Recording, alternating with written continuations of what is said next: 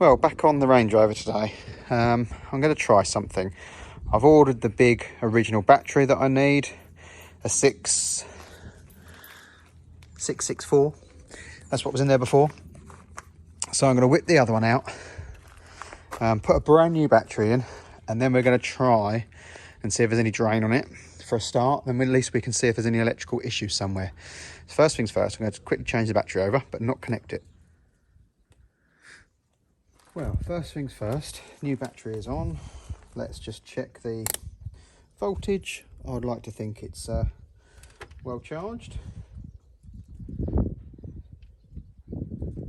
12.4 volts, so yeah, that's spot on.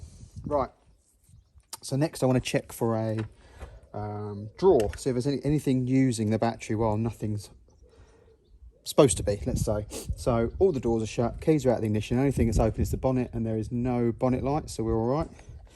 So I'm going to try my multimeter onto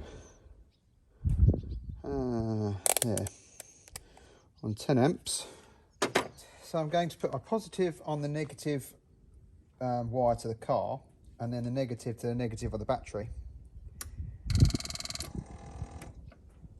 And this shows we have 0.8 of an amp draw just sitting here.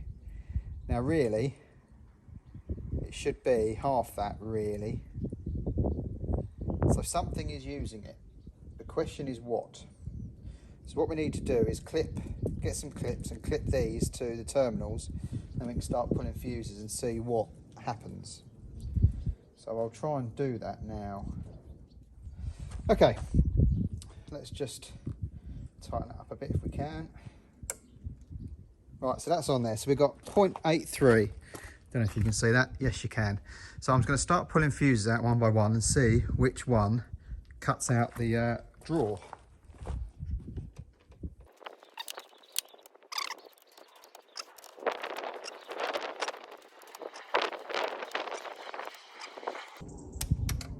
Oh, what was that one? That 10. That was the air suspension. So that going back in has drawn more, but it's now gone back up to 0.8. So air suspension. No.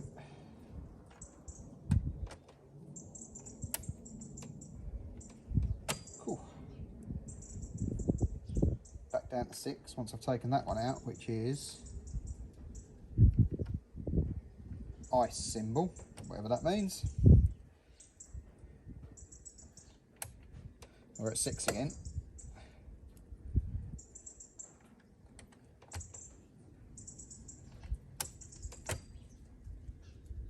Oh, that's dropped a little bit with that one come out. That one is F38A. Looks like glove box. So that's dropped it by 0.05.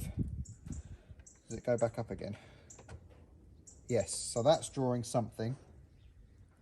So F33, need to see what that is.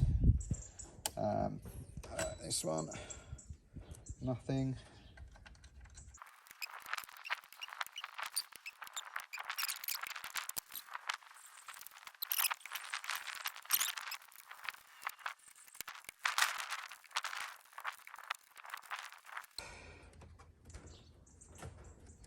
Alright, so none of those are causing us problems.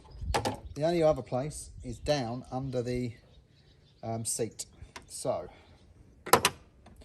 don't know if I'm going to be able to move this to where I can see it. Probably not. This is going to be a touch awkward. Before we open the door, we need to disconnect this because it will put a big drawer through it.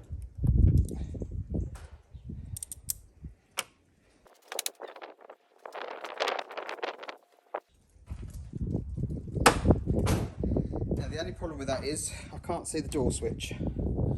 So obviously with this in line, it's effectively power going through it. So if I have this in line with the door open and all the lights on, and obviously it's going to wake the dash up, that will blow that. So somehow we need to find the door pin and stop that from happening, but I'm not quite sure. I think it might be built into the door striker, so I need to borrow my phone and have a look with a torch. Right, well, I have done the underseat test. Fuse 20 was the one that was drawing some current, and that was passenger seat battery backup. So I don't know, I'll have to look into that a bit more. And also the one under the engine bay was fuse 33, and that is a diagnostic port and battery backup for the alarm, I think. So we need to check what they should be draining, but we're currently got a 0.8 drain. I think it probably should be 0.4, 0.5. I don't know if 0.8 is going to make a massive difference, but we'll see. So anyway, that's all that checked. So next, the only thing that worries me is a couple of people have mentioned the OBD port wiring can go a bit bad. So as that fuse is pointing to that as well, do we have an issue there? So a couple of things to check is the OBD port and also the driver side kick panel. That's a couple of other suggestions. So we'll get into that in a second. Right, well, the customer didn't want to repair it. He got a price on scrapping it. A local place offered him 350 quid. I was on the fence. I didn't really want to spend money on it, knowing that I wouldn't be able to get round to it. It would have to sit here. But I also didn't want to see it scrapped. So he told me I could take it for the cost of the MOT and recovering it and the time I spent on it, and then pay him £200 when I sell it. I don't really want to be in that position. I don't really want to owe money in the event, you know, I sell it. It might sit here for months and then they're going to want their 200 quid. So I said to him, look, I'll just give you 200 quid. We'll call it quits, and that'll be that now. So that's what's happened.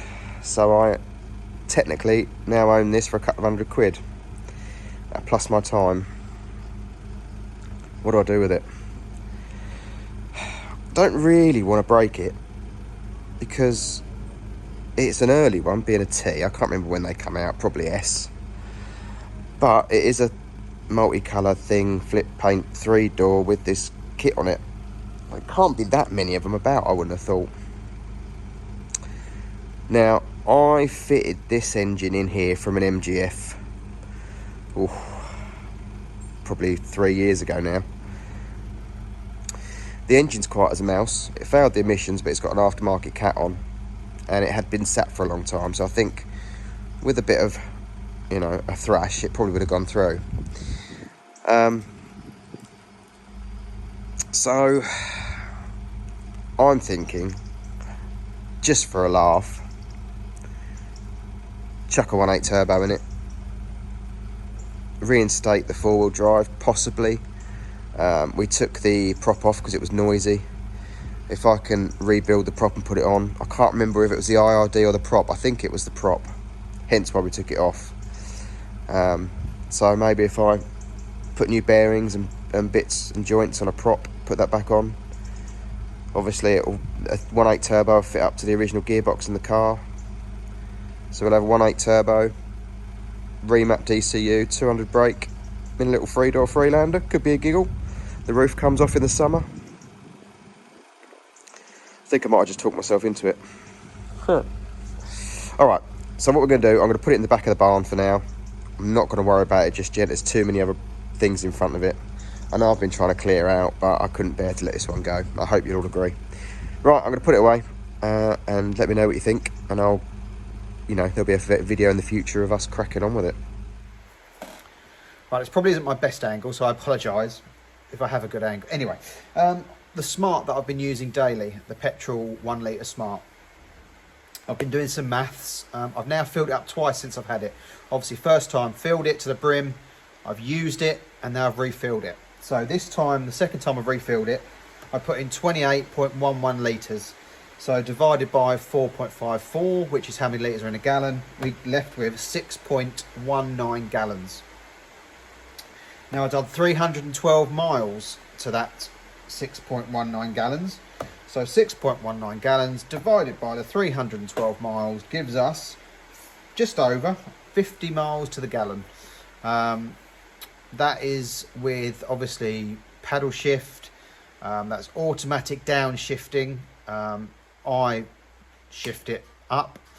Whether that makes a difference, whether it's worse, whether it's better, I don't know.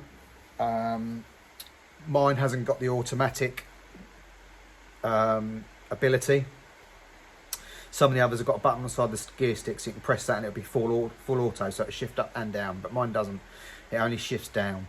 Occasionally I have to shift it down, because if you come to a quick stop and want to pull away again, it hasn't caught up. So yeah, so over 50 miles to the gallon. I'm not shy. I'm sure if I drove it even more careful, I'd probably get a couple more miles to the gallon maybe. But over 50, that's 3 times more than the Range Rover, which I was getting between 16 and 17, even though it's a diesel. So 17, 34, 51. So pretty much 3 times. Couple that with £30 a year road tax. Park it anywhere. It's a no-brainer. You know, it's cheap. At the moment, we all need cheap. So that is going to be my daily. So I just thought I'd give you a little update on how good it is.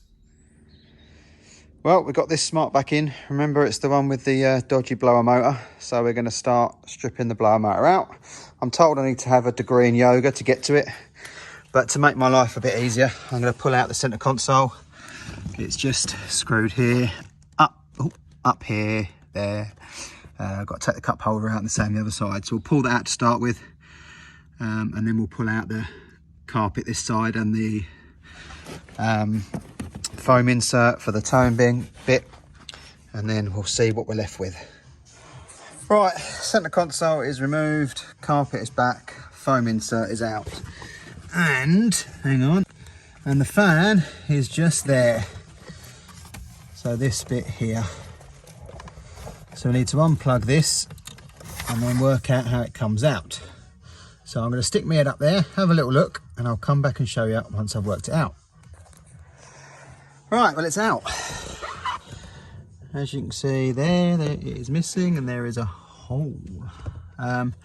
Easiest way was just to drop the SAM unit, and then you can reach right round, twist it and pull it out. It was quite a doddle. So now we've just got to get it back in again. I don't know what this white clip is, this white thing, this horseshoe looking thing. It's just sort of flopping here. I don't know what it's for. Doesn't seem to go anywhere or clip anywhere. I'll have to take a photo, I think, and put it on the forum and see what people say. Oh, it's sat there now.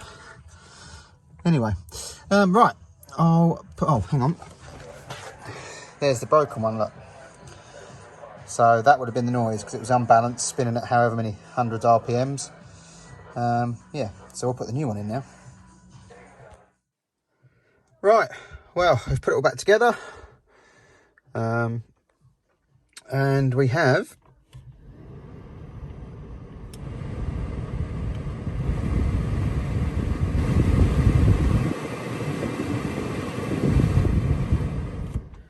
a fan. Job's a good one.